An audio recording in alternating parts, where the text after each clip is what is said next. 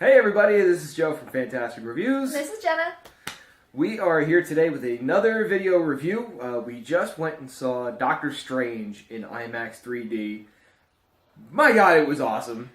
Really worth the price of the ticket for IMAX and for 3D. It was really great. So we're gonna review Doctor Strange, but before we get into that, I did want to go over some of the previews that we saw as well, because there were some really cool previews that came out with the movie. Yeah, of the 25 that were in front of the movie. There weren't actually 25, but there were a lot. So we're gonna go over some of the ones at least that we remember. yeah. So we'll get on with the previews first. First up is XXX, The Return of Xander Cage. What is this, like 18 years after the last movie now? I don't remember the last time. I don't remember the first movie. I remember the first movie. I definitely saw that in the theater. It was definitely like your guy macho testosterone. Rah! Action. I like watching badass guys blow stuff up, but guy, come on. You're done. Vin Diesel pretty much looks the done. same from like 15 years ago. He's back in the XXX role. Xander Cage. It's cool. It's like the other ones. It's a lot of action, and he wears the big fur coat, and it's just. But it's just. Why is he wearing a fur coat? It looks just ridiculous. Think like Expendables was like here, and then this is gonna be like up here. So it's gonna be just outlandish. Like they ski with motorcycles. Oh no, not ski. They surf with motorcycles. Water ski with motorcycles. Water ski with motorcycles. Yeah. Kind of right. Ridiculous. It's crazy. I am not going to see it, but we'll probably see the Dollar Theater, won't we? I don't know about that. I may not. I may skip this one altogether. I don't know. We'll see what happens. Next one up is Resident Evil: The Final Chapter. I didn't know they were still making these. I don't know. Because I do remember seeing like 2 movies, but I think this is about correct me if I'm wrong, the 17th movie that this franchise has made? They seem to keep pumping them out, and they all run together. They all seem like the same movie. Didn't she get a kid in the last one, but there's no kid in this one? I don't know. Like, she stole it from her clone, I'm pretty sure, that was underneath the water in a farm. The trailer kind of opens up on a post-apocalyptic wasteland, and it looks like your typical zombie movie, but thrown in the world of Resident Evil. You still have Alice. You still have the Umbrella Corp that she's still fighting against. Which, I mean, come on, board members. If you destroy the world, you can't take money from anyone, because now everybody's dead or a zombie. And it just looks like another monster. Kill 'em all revenge thing. And I'm honestly done. Again, I really like watching badass women blow stuff up and kill people, but I don't know what's happening in the Resident Evil movies anymore, because it's been like 10 years of them making these movies. Yeah. Or more. Yeah. So... yeah, so probably a pass for us on that one. Unless you're like a hardcore fan of Resident Evil, I'm done with it. Of the movies I saw, all the acting was really great. Oh, yeah. She's fantastic in the movie. It's just that I'm like... it's just the story is like... as a series, I don't know if it really works that well. I'm over it. So, I don't know. Next one we saw, one that I thought was... it looked interesting because it was very visually stunning. It was The Great Wall. Yeah. I'm really interested to see that. Because it's really different. Yeah. I can't really tell exactly what's going on. From what I can tell, Matt Damon's in it. And he's like a white dude in China. They have to have one white dude. All the other characters are of Asian descent, it looks like. Yeah. So that's pretty cool. But they have to throw Matt Damon in so that they can get... I guess so that they can market it to people. I don't know. I think it'd be better without Matt Damon, but I haven't seen the movie yet, so whatever. But basically the idea is Matt Damon and his other Anglo-Saxon cohort is in the middle of like fucking Asia or China or something. They come across the Great Wall, and the civilization that runs it, they're taken captive, and then they find out that these people that are living there are fighting these, I don't know, monsters? They look like dragons, but not really dragons. They didn't really get too much of a close-up on the things that they're fighting. It's a lot of far shots, and anything that time it zooms in close, it's so fast, you can't really tell. They look like some sort of lizard creature, but it's definitely a monster. They're monsters, and they're overwhelming in number. They basically are like, hey, the Great Wall really wasn't meant to keep the Mongols out. It was meant to keep these monsters out. And it's like a bunch of like samurai-looking warriors. They're all in very colorful garb. And there's a lot of twisting and turning and martial arts and a lot of action. And Matt Damon saying, this is the first war that I really believe in to fight. And, it's like... Because he's your nice white guy. He's not your invading white guy. It's of the first time. It looks like he was an invading white guy and then became a nice white guy. Yeah, it's a white guy redemption story. Is what it is. It's white guy redemption with monsters and martial arts. Yeah. And, the story looked like it was okay, but... It looked very visually appealing. They didn't really give too much information on actually what's happening story-wise. It was mostly, again, you can see the part with Matt Damon coming. They get captured, him and his friend, and then they're fighting monsters. So, I mean, the movie might not be anything more than just they're fighting monsters, and this is something they need to do. But it looks really cool. Like, I'll definitely go see that movie. It looks cool. It looks cool along the lines of, like, Crouching Tiger, Hidden Dragon, visual effect cool. Yeah. It might be a dollar theater for me because the story looks like but, it looks like it would be just another one of those movies that is just an experience. Yeah, it definitely looks like an experience. And I would say I'd see it at the regular theater. If we felt so inclined. But I would see it at the dollar theater. I'd want to see it in theater before we got it. Theater seems like it would be a good place to watch it. Like, once you get it on a smaller screen, I don't think it'll have the same effect. Yeah. It'll be an experience. So it's something to go watch. At least from the trailer. Now, we might get there. It might be visually amazing and suck. But I don't know. But it'll look cool. It'll look cool. So it'll look really cool. Speaking of looking cool, the next one up, Fantastic Beasts and Where to Find Them. That's already out. Is it out? Yeah, it's already out. No, it's not out. I don't think it's out. It came out already. I think it's out next week. Is it? I think so. Oh, I don't know. I thought it came out last weekend. This is based in the Harry Potter world. The movie looks like it's done in typical Harry Potter style, but because now we're in 2016, the special effects have been ramped up too. Yeah. It looks like a really great story, and you know more about it because you read more of their Harry Potter books. I read all of the Harry Potter books. Thank you very much. And I watched all the movies. So, I've only seen 3 of the movies. How do you miss out? It's an experience, again. But Fantastic Beasts and Where to Find Them, I believe, is based on a book that's in the books that we're now getting a movie on that they are writing a book about. So that's pretty cool.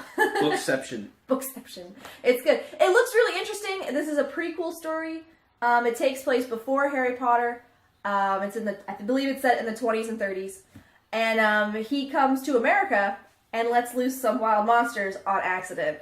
So, it looks really great.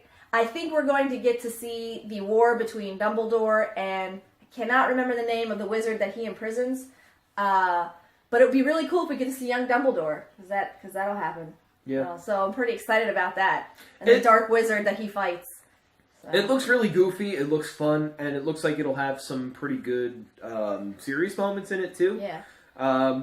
I'd see it, for sure. Yeah, I'd see it, too. Yeah. Yeah. I was kind of about seeing it because I do love Harry Potter, and I did enjoy the movies, but I was kind of done with Harry Potter at this point. The trailer kind of sold it, though. But the trailer looks amazing, so I'd see that. Yeah, trailer definitely sold it. Next up, one that I think might have been put on the internet before, but I had not seen it yet until we saw it, was Logan. Oh, yeah, the trailer broke before we saw the movie, but I didn't watch it either. I did not see the trailer before I saw it in the theater when we saw Doctor Strange, so this was a new experience for me, and it's going to be a heartbreaking experience, that one is. Oh my god. It looks heavy. It looks like real heavy. We're going to need to watch that movie early enough in the day for us to just go just sit at home and be like, oh. Like, what is life? So it definitely appears to be following the Old Man Logan storyline. Maybe not the Old Man Logan storyline, but a Old Man storyline. Whatever. The little girl, I'm convinced, is X-23. Yeah, I'm pretty sure she's X-23. And if what's going to happen looks like what's going to happen, seems like Wolverine's going to die, Professor Xavier's going to die, and I believe it looks like X-23 could take on the Wolverine series from there if they continue to go on with it. Yeah. But we still have the other X-Men movie storyline going on that just wrapped up with, well, didn't wrap up, but just continued with Age of Apocalypse. Yeah. So are they doing a forward, backward kind of thing? If you take them as two separate, completely separate timelines, they could also be two separate universes, for all we know. I mean, the previous Logan movies, Wolverine movies, the one where what was Wolverine, he meets Xavier and Magneto, and then I think that's when they go back in time. So it fixes things, but now the new movie looks like it doesn't, because now the mutants are gone. At least from the trailer, it looks like all the mutants are... He's the last one left. Yeah. And Professor Xavier's probably... He's protecting him. Professor Xavier's telling him where to go find any mutants that are out there to save them. And that's probably what's been happening. So, fixing the timeline in the last one... Because when he woke up in the last one, it was the future. Jean Grey was alive again. Spoilers, I guess, for that movie. Jean Grey was alive... And then the movie ended, and Scott was there, and he's like, I'm useless. But then the New Class story, the New Class movies are telling a separate story from when they were younger, but the timeline is also different. So I don't know if these are supposed to intersect at all, or if they're just like, this is a good movie, let's just do it. It's just a movie. This is a possible future that could happen. So it might be doing that. I'm looking forward to see how they got to that point and what happens and really where they take it from there. Because, it looks so heavy. They got Johnny Cash's cover of 9 Inch Nails playing throughout the whole trailer. And it's just... It's heavy, It's pretty much black and white the whole time. It might as well be. Yeah. It's heavy. Yeah. It looks great, though. Like, we're definitely seeing Professor X die. He's dying. He's like frail, and Logan has to carry him around a little bit in the trailer. And then at the end of the trailer, you see him with a shovel, and the little girl comes up and holds his hand. So I'm pretty sure he just buried Professor X. Probably. And then Logan's probably going to finally die, saving X-23 by getting her wherever, if there are any mutants, wherever the mutants are hiding, save her that way, or she finishes the trek on her own, kind of. We could go on and on about this. Speculation. We could go on and on because we're pretty big Wolverine X-Men fans. So. Hugh Jackman, you got to come back at least one more time and do Deadpool. You have to. I'm sorry. That's just what you have to do now. That's in your contract. It was very fine print. So Logan, definitely going to be a must-see. Yeah, going to be a must-see, but going to be... Oh, God. I'm going to have to do that on a weekend where I don't have to get up early for work because I'm just going to be depressed, I think. The next one that came up, I think was actually more of a teaser than it was a full trailer. It was for Pirates of the Caribbean Dead Men Tell No Tales. I'm excited. It looked cool. Again, ramping up the special effects to 2016 for the Pirates franchise. Yeah. We know that Jack Sparrow is back because it's basically just this ship is just being pulled into this cave. Everybody dies except the one dude. And the ghost pirate says to him, tell Captain Jack Sparrow something I couldn't quite understand. And, yeah. Please. So he's crazy. Yeah. Because he's a bad guy, but he said, won't you do that, please? Yeah. And you're like, yeah, so you're insane. All right. You're also a ghost. Also, Dead Men Tell No Tales, that doesn't work. Yeah. This whole story franchise is about dead pirates, and they all talk quite a lot. They talk quite a bit. They talk quite a bit, I say. Yeah, but so we know Jack Sparrow's back. I actually happened to look it up on IMDb earlier. Definitely Johnny Depp is back. Jeffrey Rush is back. So is Orlando Bloom back? I don't think so. They were kind of done with him. I stopped caring about Orlando Bloom and what's her name? Keira Knightley, like after the second one. Yeah. Because I felt like the writing just went right after the first one. I understand your point of view. But I still liked all the movies. Oh, it was still fun to watch. It was still fun to watch, but the story was like, really? Like, okay, sure, keep going. Yeah, why they not? kind of focused. I was like, just Captain Jack, man. I don't need any. Yeah, just focus on Captain Jack. I don't Captain Jack was, but then they dropped Orlando Bloom in the last movie, and it didn't do as well as the others because they didn't have like a weird sidekick we can all be like, meh, about. It's exactly what we did. Right. We all did that. First one was great. Yeah. The other ones were okay, and I enjoyed them. I just like watching Johnny Depp be Captain Jack Sparrow. Yeah, I do. The next trailer that came up was for Star Wars Rogue One. He almost had to change his pants in the theater. The trailer's been out for a while. We saw it. I did a review on that also. But the difference is that because we were in IMAX 3D, we saw the trailer in IMAX 3D, and it took that trailer to another level. So we're seeing that in IMAX 3D too. Won't go on too much about that because I already did the review. I'll put a link up to the video so you can watch that if you want. The last one is, again, another teaser for Guardians of the Galaxy 2. Oh, so excited. So excited. I loved the first one. It's definitely my favorite Marvel movie. Was the first Guardians. I am super excited for the second one. He'd leave me for Chris Pratt in a heartbeat. Oh, I would. Heartbeat. I would. It's sorry. okay. I understand. It's fine. His wife is adorable. We'll have fun together. It's good. Good time. But it's the same teaser that is available online. But the difference again was we saw it in IMAX 3D, which is just great. My hope for the movie though is that they write Gamora a little bit stronger than they did in the first one. I felt like she was a little bit too whiny for the character. That's not Zoe Saldana's fault. I thought she played it very well, but I think they wrote Gamora a little bit weak in the first one. Hollywood is still really leery about writing like badass, like cold female characters and not making them disinteresting. Right. So, we'll see what happens. I liked her, but I'm not a Guardians of the Galaxy fan, so I was like, oh, okay, cool, she's badass. But I can see your points. I can definitely see them. Yeah. So, yeah. So that wraps up the trailers that we saw. Really? And now on to the main event, on to Doctor Strange. We did a review on the sneak preview that we saw on that. I'll link that as well, so you can see our before and now our after. Yeah. On the movie. There were expectations. There were expectations. All met. They went above and beyond. It really did. So, what would you say is, if you had to take away one thing from the Doctor Strange movie, what would it be? Magic is cool. Also, Tony Stark has a rival for his snarkiness. I agree with that. Yeah. As soon as that music came on in that operating room, I'm like, oh, that's Tony Stark right there. He's just a surgeon now. I agree with that. But different. It's definitely a story. It's definitely the storyline of an egotistical character who gets brought way low to find that he can to do more, and it has that struggle of, well, I don't want to. I want to be selfish and just do what I've always done. So you get that, yeah. which is a good story. It's a good story to tell. We obviously, because everyone keeps making that story, we're all watching it. But yeah, but it was good. Yeah. My takeaway is that Benedict Cumberbatch can do no wrong.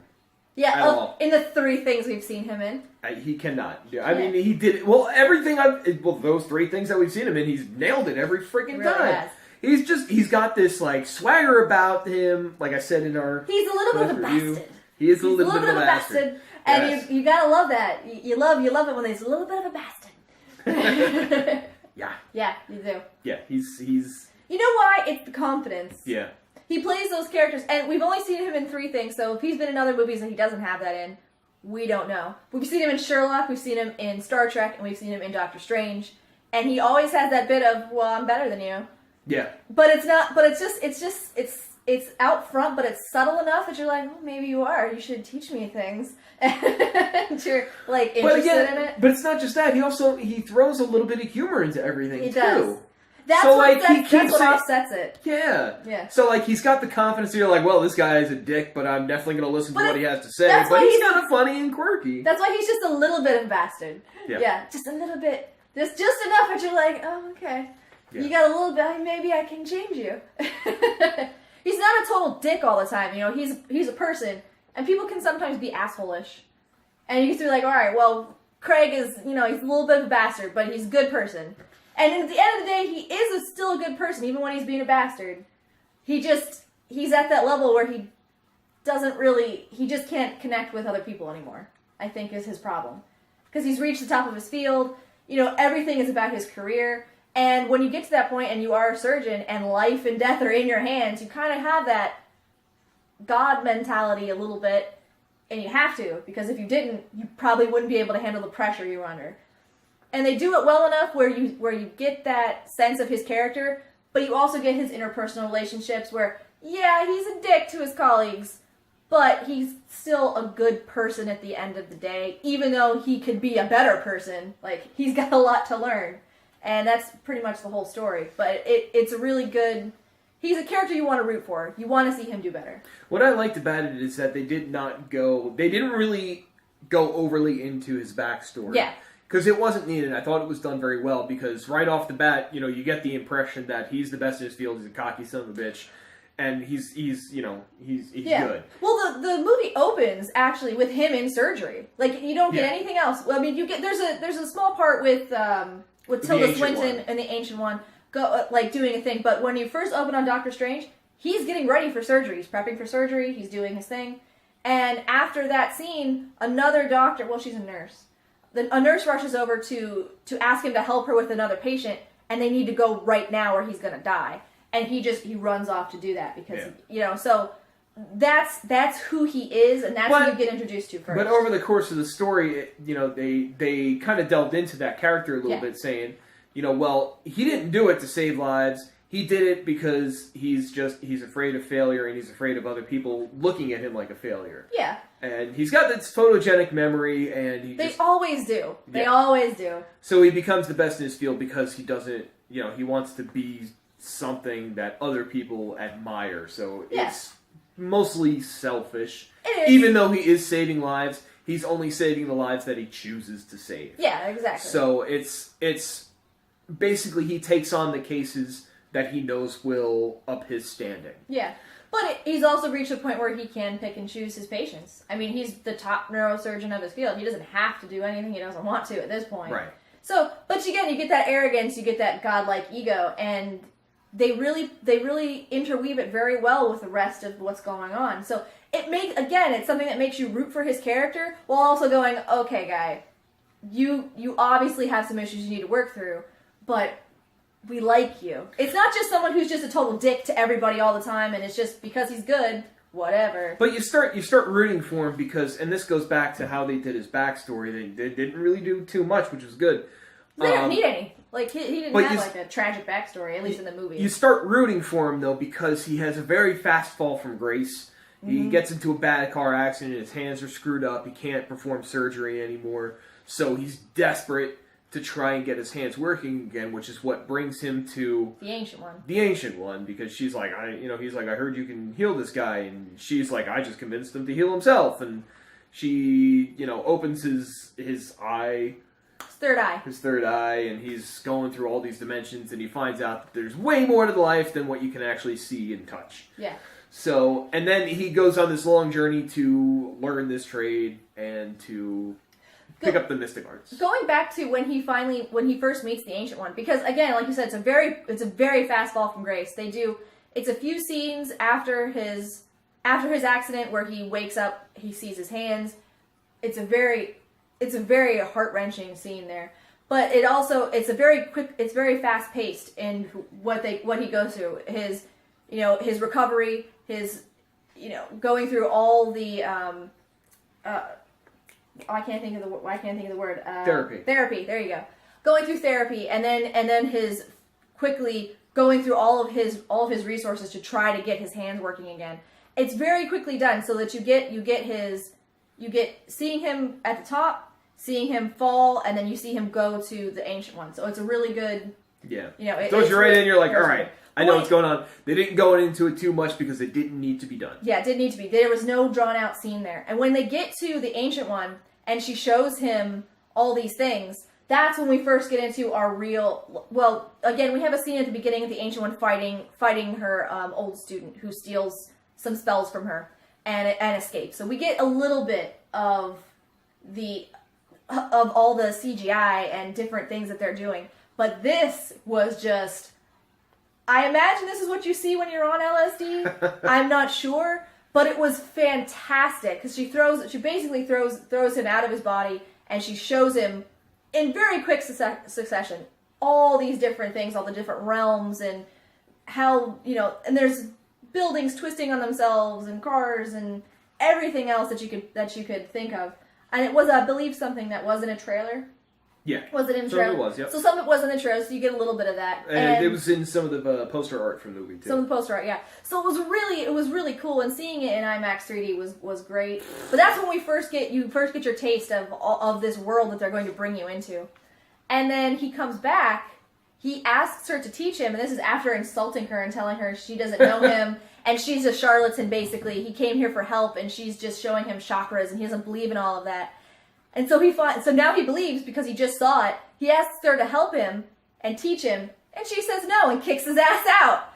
So one of her other students convinces her to take him on, but he's outside banging on the door asking for help. And hours. For hours. He finally sits down and says he has nowhere else to go. And the door opens and he falls in, and you just hear him say, "Thank you." So those humorous moments are, again, Marvel's great at doing some heavy stuff and bringing it up again. So it's really good. Throwing in just little lighthearted things here and there that, just do not make you feel like everything is just hopeless. Yeah. Like, the one thing that I found was really funny was, he finally gets into the Ancient One's temple, whatever you want to call it. And he's finally learning how to open portals. Yeah, and Mordo is there, and, he's like, lay down, take a shower, meditate, whatever. And he hands him a slip of paper, and it says Shambhala on it.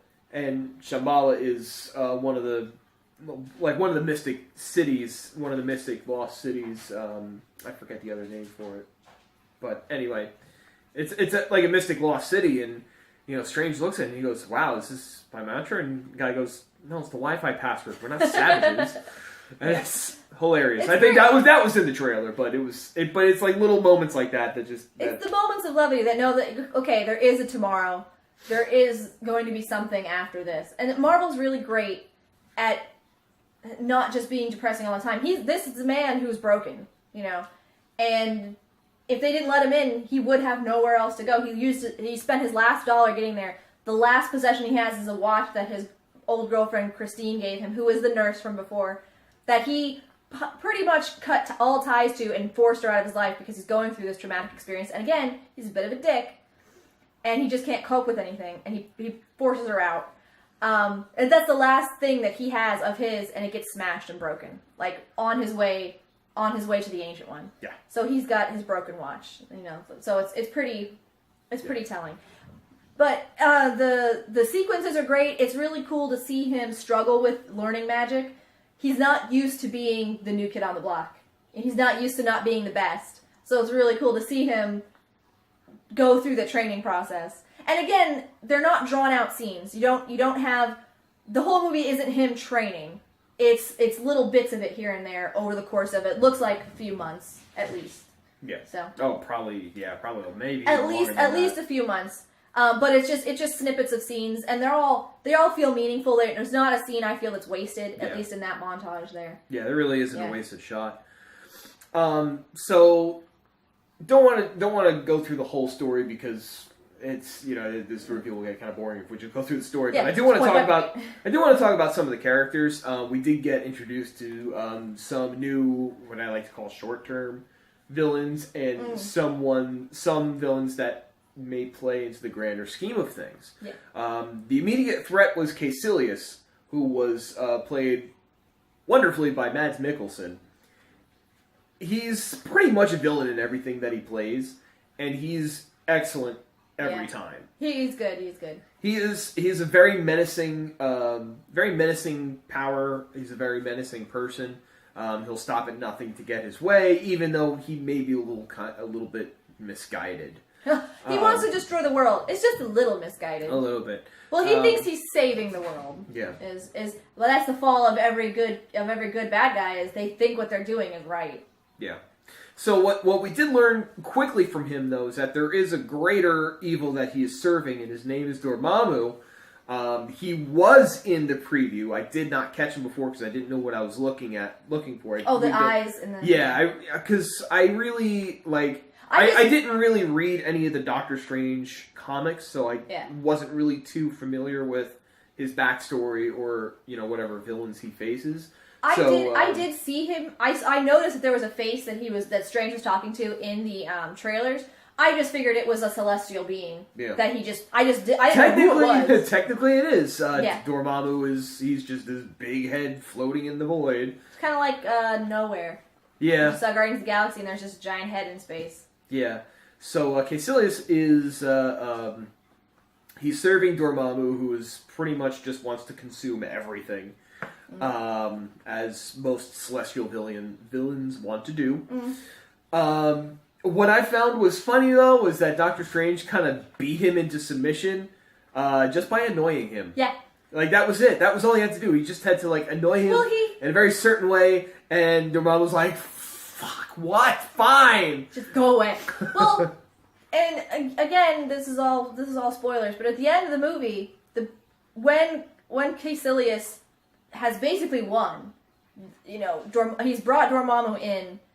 Strange kind of figures out, because he says he's beyond time. This is a celestial being beyond time. His world and all the worlds he's consumed is outside of time, beyond death, beyond anything. And that's what Caecilius wants, because you learn just from little tidbits, he's lost his entire family. He's lost everything. And they don't say it, but you kind of figure out that what he wants is to save anyone else from having to go through that.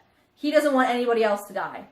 He thinks this is the best way to gain immortality for everyone, and he doesn't realize that it's pretty much, that's not how it's going to work. That's not what Dormammu's offering. Yeah. But when Strange hears that he's outside of time, what he does is he brings time to Dormammu. Yeah. And he makes him relive the same moment over and over and over. And this is a being who's never had to cope with time, so he has no idea how to go about that.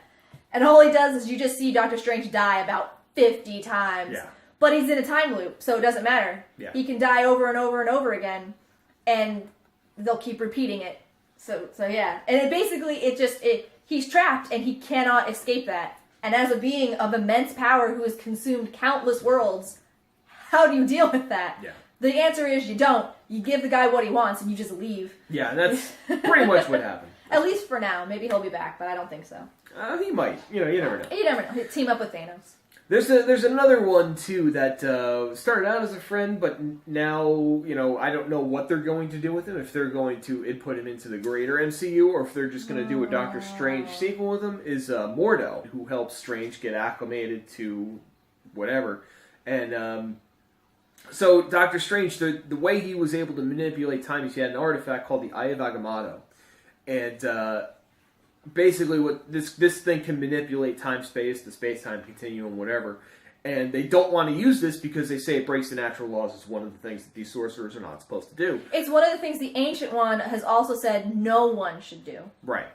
So, Doctor Strange uses this to win, and Mordo's just like, no, that's not right. There will be consequences for this, and I want no part of it. He walks away. And it's basically that comes on the heels of the Ancient One having been killed and having learned that she is also drawing power from Dormammu to stay young. Not so much Dormammu, just from the dark world. But from the dark universe, and that's his universe. So not necessarily him, but that universe. Which you gather that she's done that because she needs to be there to train all these masters to help protect things. So she does the thing she told everyone else not to do so that she can go on protecting. And she's done it for centuries. And when he learns that, this is a woman who helped him. He was also a broken man who came to her. He follows her teachings to the letter, and having her do that is a betrayal of everything he learned from her and everything she taught him. And he cannot cope with that.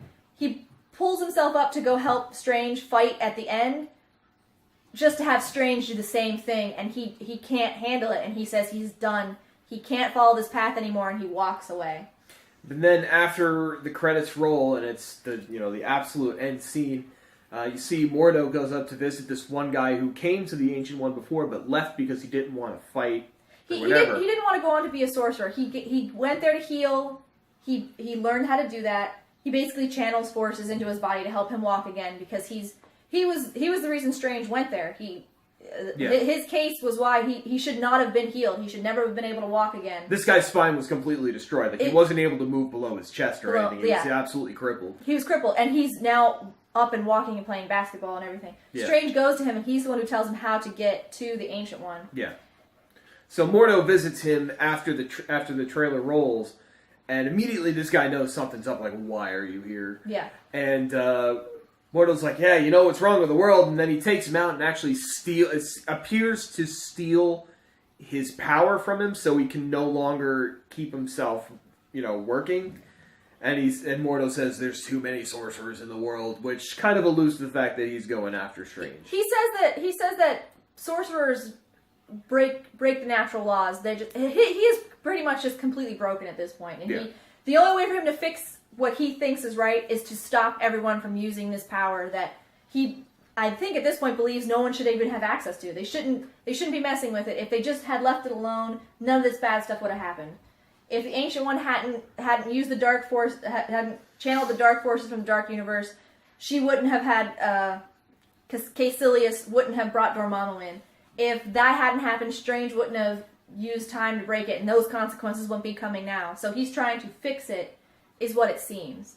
Now, and the question, that did leave me with a question, though, because he steals his power, but he's channeling, like, the other sorcerer, the one he basically re-cripples again. He stole his power, the one he's using to move his body again.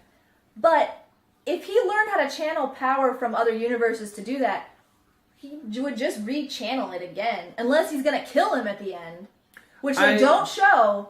It cuts off after he says there's too many sorcerers, so maybe he is going to kill him, but if that's the case, I mean, he's already has that training. He could just the implication to me is that he somehow stole that from him, so he's no longer able to do that anymore. But you could learn how to do it. But that was the whole thing. Like, you don't have to have magic to use it. You have to learn how to do that. And he didn't steal the training from him. Or maybe there's something that prevents him from being able to use it. I don't know. The only implication I got was that he took this power away from him, and for some reason he's not able to channel it up again. Yeah. I don't know Which is weird, again, because it's not like he doesn't take an artifact from him that was helping him do that. It's an innate ability that he has been able to, not an innate ability, it's an ability he's been able to learn how to do because he went to study with the Ancient One. And she, just like Strange, he didn't have any innate ability for magic. He's very adept at it, but you don't need to have that to learn it. Anyone can learn this, basically, is what she's saying. And so then, what makes him not be able to use it? What makes him not be able to use it? My thing was that he stole whatever power he was currently using, enough to incapacitate him, and maybe he'll kill him, and he's going to die. Maybe that's what's going to happen. So we'll see. But I don't know. That did leave me questioning, because the only thing that they showed that you would lose power from is if they stole one of your relics or your sling ring that you use to create portals with. That's really all. Everything else was just mental manipulation and waviness. Did you kind of think at one point that Doctor Strange was going to open a portal without the sling ring and everyone would be like, oh yeah, my God! I totally did. I really did. I thought that was going to happen. I'm like, you are the Sorcerer Supreme. But it didn't. But even until the... Too predictable. Even until the Swinton, even she uses one, so I guess that's something you have to have, because it's a relic. And they do say that the relics are channeling power that your body cannot possibly do. Like, it's imbued with power that you can't I was use. still waiting for him to do it. I was totally waiting for him to do it. I'm like, oh my God, everyone's going to lose their mind. So now that we've gone into depth about the story and the characters, talk about the special effects. God, they were amazing. If you are not seeing this movie in IMAX 3D, you're wasting your time and your money. You have to see this in IMAX 3D. You don't have to. You really should, though. But if you have the opportunity to do so... You really should. It's definitely worth the money. Yeah. I do not regret at all seeing it in IMAX or in 3D. Yeah. It was fantastic. 3D has come so far. Yeah. It's just amazing. And the special effects, again, because there's magic and there's flying and there's everything is a mind trip. Yeah. It's really worth seeing it in that in that medium. It really immerses you too. Like it really gets you in there, and like we said in our preview review? Yes, on the preview review. Both of us having trouble talking today. It was absolutely an experience that is not to be missed. Go see this in the theaters, by all means. I mean, you have to. Yeah. I'm sorry, you have to. I mean, it's definitely something that if you can do it, you definitely should. It's so good. There's not I really, again, and I know I've said this a couple times, there's not a wasted scene.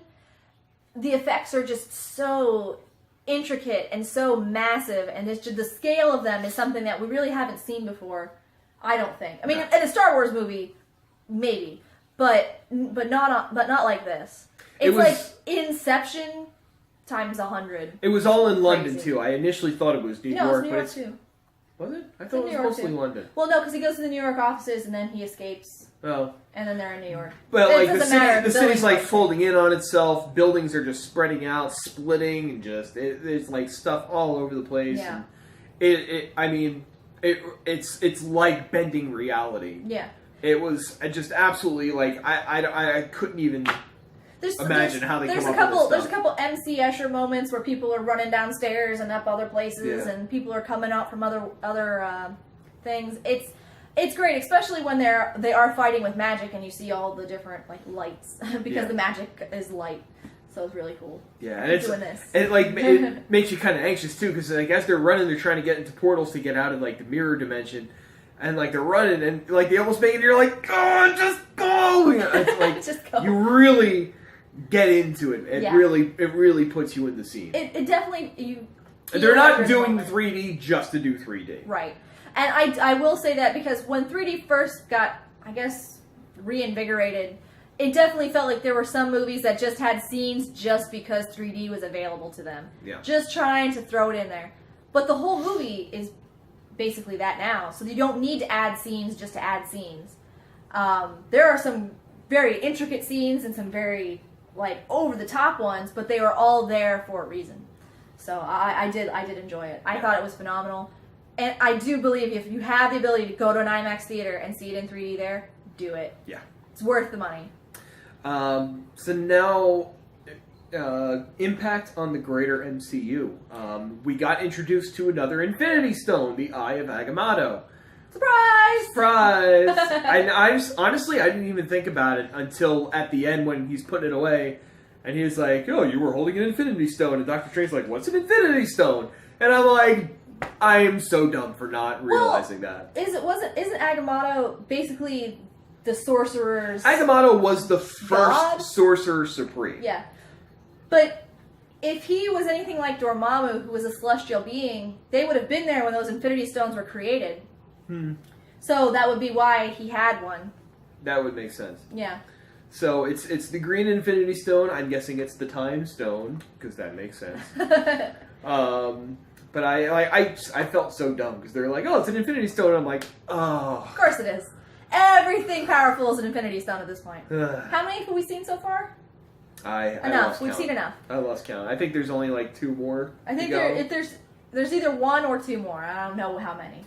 Yeah. We'll go recount later. Yeah. I don't know how many there's supposed to be, so I don't know. There could be 50. Yeah. There's not. And then the pre-credit roll scene with Thor. Oh, yeah. Thor stops by and sees Doctor Strange, and he's like, I need to find my brother Loki. Or no. He's like, I need to bring Loki here. We need to find my father. Actually, I believe they're already there. Thor goes, and he says, so New York has wizards now.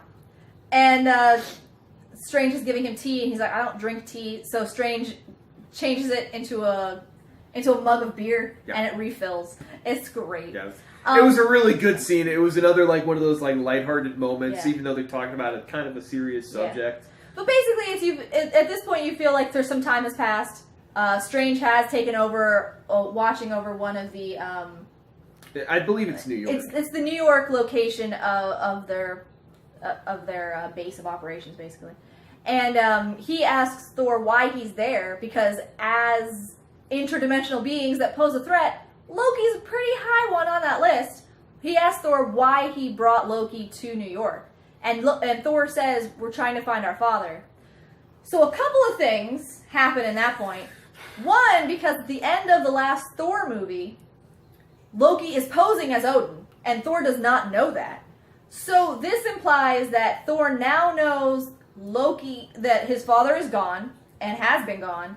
And Loki has kind of probably admitted to what he did.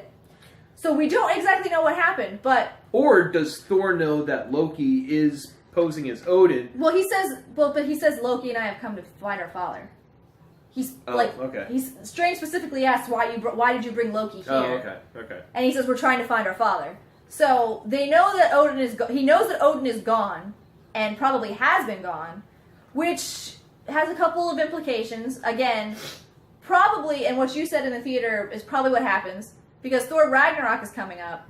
Loki probably sets off a series of events that he either A, didn't mean to, or B, thought he could control and can't, and now has to go find his father to fix it. Yeah. And the only way to do that is to get Thor to help him find him. So Loki has to say, hey, by the way, that touching moment you had with your father before you left, that was me, and I kind of banished our father to the human realm. Yeah. Friends? Nah, it's probably not happening. So, and then this scene takes place because they probably go to New York, and now Strange is involved, and he's like, hey guys, let's not do that. And then Strange says, well, I'll go help you. Because if you're going to leave right after you get him, I will help you find him right now. So, which probably means that Doctor Strange is going to be in Thor Ragnarok. Yeah. Or this all takes place after Thor Ragnarok, and it's part of the next Avengers movie, but I don't think so. I don't think so. I don't think so, but it could Or potentially it could be like prelude to Infinity War. Could be. So we'll see what happens. So. But it doesn't seem to be their method to completely like skip a movie or a series of movies in the post-credit scenes. Yeah, so it'll be interesting. I'm thinking it will have an impact on Thor Ragnarok. I really, really want to see Doctor Strange and Tony Stark meet. Oh God! I want them to high five about their awesome facial hair. Yeah. Reluctantly. That'll be a reluctant high five. Oh my God! There's gonna be so much Doctor snark. Strange and Tony Stark and Peter Quill. I just want Tony Stark and Doctor Strange Same first. row. And there's going to be so much snark involved between the two of them. Just like, oh, you were a surgeon? I'm a billionaire. Oh, you can do magic. That's awesome. I have a flying machine. What can you do without your magic? I'm going to love that. That's going to be great. I just want a 5-minute scene of just them just sizing each other up and just snarkily quoting themselves. I think when Infinity War rolls around, it's going to be like, it's going to be interesting to see how they do it because they're going to have a lot of big names on the screen that's going to have to share time. So far, though, I have to say they've done a really good job of sharing screen time with all of the major characters without them feeling shoehorned in, without giving them a scene just to give them a scene. Yeah. And some, like the last, with Civil War, did a great job of it. Yeah. Everyone was there, and I think everyone got an appropriate amount of screen time, though it was not equal time. Yeah. Like, you got to see all these characters together interacting very well, but you didn't have to give, okay, we need to give 10 minutes to this person and 10 minutes here, and this person needs their own scene. There was no reason for that, so they didn't do it. A lot of their togetherness came at the fight scenes, and that was great. Yeah, so they've been doing a real good job, but it will be interesting to see because they'll have another 7 characters they have to get on screen together. Marvel's doing a really good job of orchestrating these movies. I'm sure they don't need me to say that. I'm sure it's been said a million times. But we approve, Marvel. And now that Marvel has Disney money behind them, they can get whatever actor they want. They can get whatever special effect they want. And it really is, I mean, it's doing nothing but making these movies better. They're just printing money at this point. They might as well. They're just printing money. Which is fine because they're doing well with it. I think they're doing a great job. Yeah. Now, I'm not as close to them as I am to DC, so maybe that's why I like them so much. Because I'm not like going, oh, they completely ruined it. So, again, people like me are probably going, these are just awesome movies. They all fit well together, and the timing's great, and the pacing's fantastic, and there's fun. There's drama, and there's fun. And that's something if you bring it into a series, you can't just have it be a downer all the time. Yeah.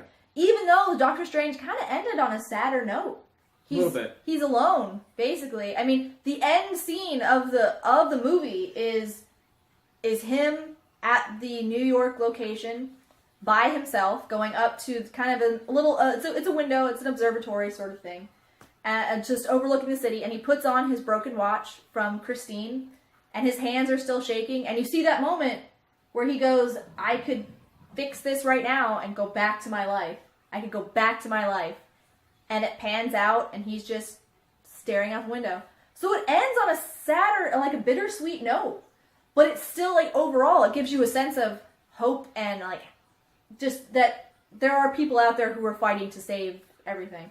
And then of course you get some credits, then you get the post, and then you get the pre-post credits with him and Thor, and it brings it back up again. So you get that happiness. That's a good balance. But he's definitely a complicated character. I'm excited to see more of it. Definitely, yeah. Yay, Benedict! Yeah. So, Yay. Overall impression.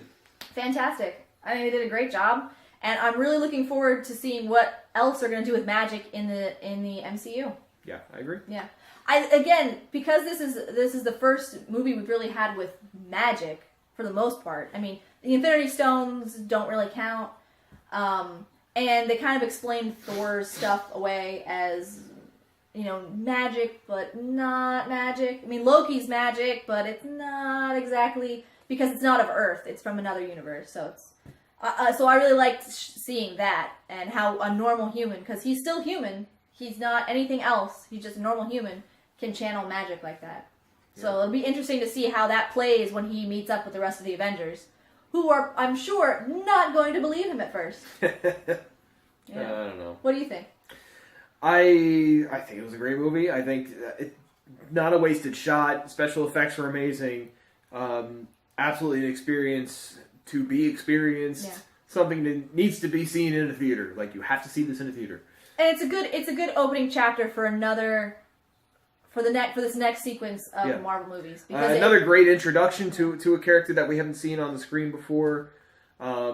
Especially for people like me who don't know too much about Doctor Strange. Yeah. It really gets me amped up for the other movies we're going to see with other characters we don't know about. Like Black Panther's coming out soon. Black Panther, Captain Marvel's going to be in like another 2 years. Yeah, so I'm really excited to see, because they've done so well with introducing new characters in a timely manner that they're not just forcing people in. So I really like that. Yeah. But I think it's a great opening. Yeah. For the next phase that we've got. So, in the end, definitely go see this movie. You will enjoy it, and we guarantee it. Yeah, I give it out of 5 eyes of Agamottos, I give it a 5. So it's good. I'll give it 5 as well. 5, yeah, it's fantastic. Amazing movie. It really is. So that'll do it for us. Be sure to check out our other videos on the channel. Like and subscribe if you like this video. Follow us on Facebook and on Twitter. Leave in the comments what you thought about our review. If you think there was anything that we missed, anything we should add. Do you agree? Do you disagree? And if there's anything else that you'd like to see us review. Yeah. So, well, that'll be it then, I guess. Yep. All right. Bye, Internet. Thanks for watching.